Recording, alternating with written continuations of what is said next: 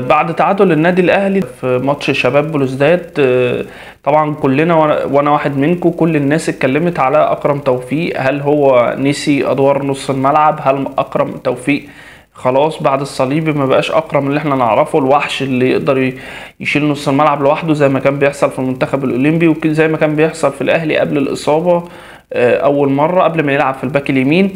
في ناس كتير اتكلمت قالت اكرم كان بيلعب جنب مروان عطيه 2-6 وامام قدامهم. لا، ده ما كانش بيحصل. اكرم من لعيبه، من نوع اللعيبه اللي هو انا بلعب بقوتي، ممكن فنيا يكون اقل لكن انا بلعب بقوتي اكتر من فنيا. فقوتي اكتر من فنيا دي انت محتاجني في القوه الدفاعيه، محتاجني في الجزء الدفاعي. يعني ممكن لو انا مثلا بلعب في ماتش انا بهاجم فيه جامد، فانا محتاج لاعب 6 يكون شرس زي اكرم توفيق. في الحالات اللي بعرضها قدامكم دلوقتي، احنا هنا في اول الماتش في الثانيه 24 اكرم مش موجود، فاتح على طول على البحري، وده مش معناه ان هو طالع بمزاجه، ده بيثبت ان كولر هو اللي قايل له خليك قدامي يا اكرم.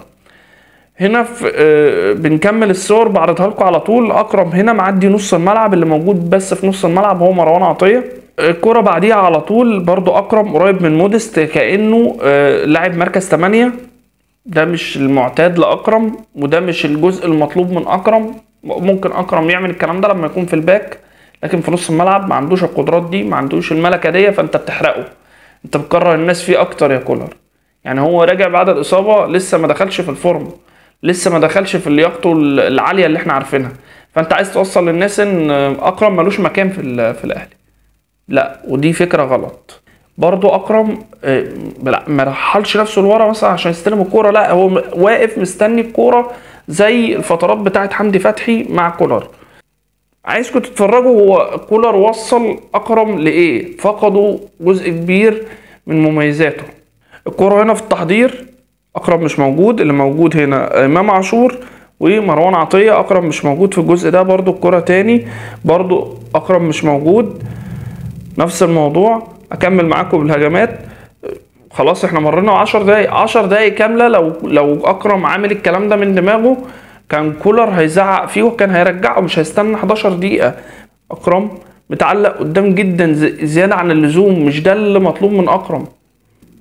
وصلنا عدينا النص ساعه، الفكره ما نجحتش. فكولر لا، مش مثلا يسحب اكرم ويرجعه ورا شويه مع مروان ويطير الباكات ويبقى عندي 2-6 يأمنوا الباكات ويأمنوا الناس اللي تطلع لقدام. على الأقل الباك لما هيطلع هو عنده قدرات هجومية شوية. يعني هاني ضعيف جدا هجوميا برضه، بس عنده قدرات هجومية، عنده يقدر يلمس الكرة ويطلعها.